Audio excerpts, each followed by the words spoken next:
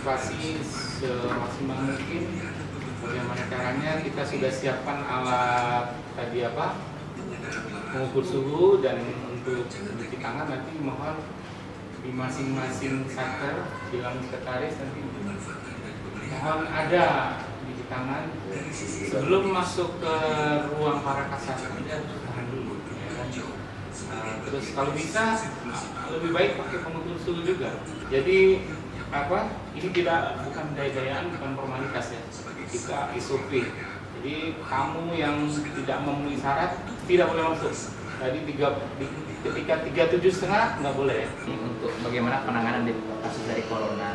Jadi yang perlu diingat baik-baik, sekarang kan masalah corona ini masalah yang paling besar yang terjadi di Indonesia. Jadi karena sudah mengarah kepada masalah dunia, jadi diharapkan kita Indonesia ini prinsipnya adalah mencegah, jangan sampai kita mengalami. Jadi yang perlu diingat, corona ini dia hanya sebuah virus, tapi dia yang membahayakannya adalah infeksi yang disebabkan oleh corona itu sendiri.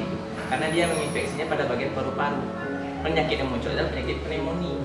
Pneumonia ini sebenarnya penyakit yang paling sering muncul di rumah sakit. Itu banyak kasusnya terjadi. Tapi karena corona ini obatnya masih belum ada, itu jadi masalah besar di dunia sekarang. Yang pemerintah harus otomatis. Dan yang perlu diperhatikan, kalau dari media disampaikan angka kematian banyak yang terjadi.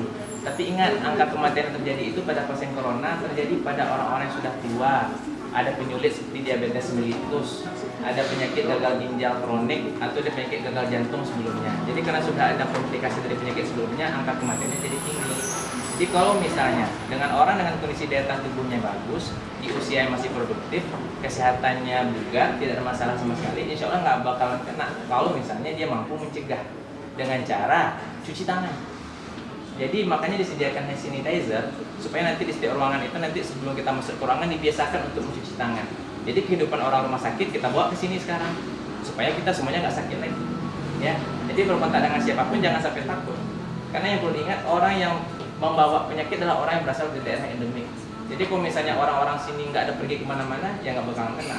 Tapi kalau misalnya ada orang dari sini pergi dia ke daerah yang ada endemik, contohnya daerah terkena, kayak misalnya ke Italia dia pergi, daerahnya endemik, dia ada memberikan informasi kepada kita. Nah, kita berwaspada kepada dia, walaupun pada saat dia datang ke kita, dia tidak dalam keadaan sakit. Karena corona selama 2 minggu dia nggak akan bikin orang sakit kalau kita kena. Nanti setelah 2 minggu setelah itu, inkubasinya selesai, baru dia bikin kita mengalami gejala. Gejala yang akan muncul demam tinggi, lebih dari 38 derajat Celcius. Itu khas pada orang corona, karena dia mengalami pneumonia.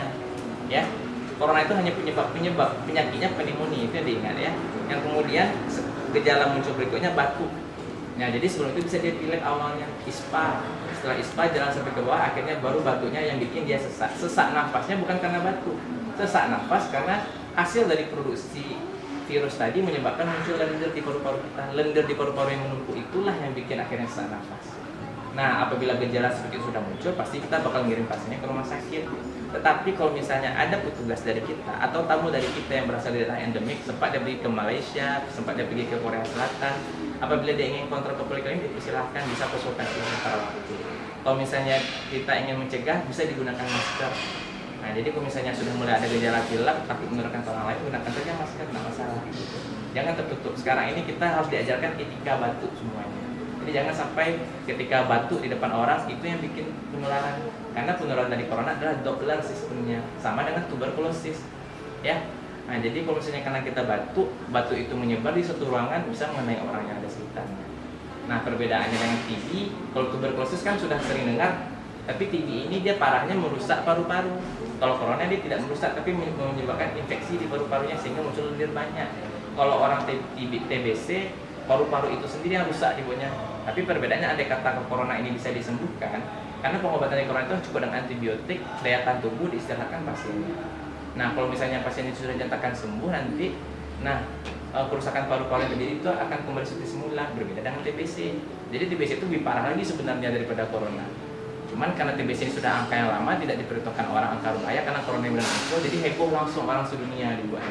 Ya, jadi jangan sampai kita semua di sini jadi cemas, stres hanya karena informasi ini. Jadi harus kuat juga. Kalau kita stres, daya tubuh turun juga dibuatnya. Jadi jangan sampai cemas, karena kalau cemas berlebihan kita nanti daya tubuh lemah. Nah, jadi gampang juga kita kena penyakit. Nah, ya. Jadi ingat, tangan dibiasakan cuci. Jadi rencana kami nanti di setiap ruangan kan akan dipasangkan hand sanitizer. Rencana mau kita pesan Jadi hand sanitizer ini setiap orang disediakan, di sebelahnya kan kita buat bagaimana cara cuci tangan yang benar.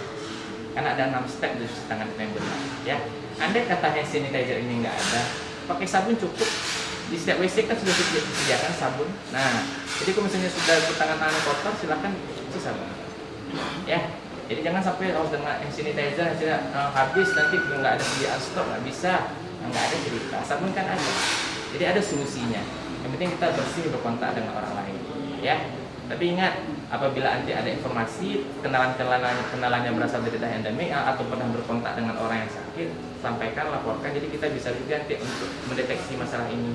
Ya, jadi jangan sampai kita berharap kepada alat untuk mengukur suhu ini, karena pengukur suhu ini hanya bisa membaca ketika dia sudah sakit saja. Sedangkan ketika dia belum sakit, kita masih belum tahu sama sekali. Jadi itu cara pencegahan yang terbaik.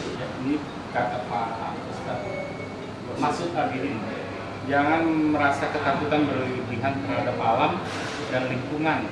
Dengan melupakan takdir Allah, pasti saja akan menghilangkan imunitas dan ketahanan.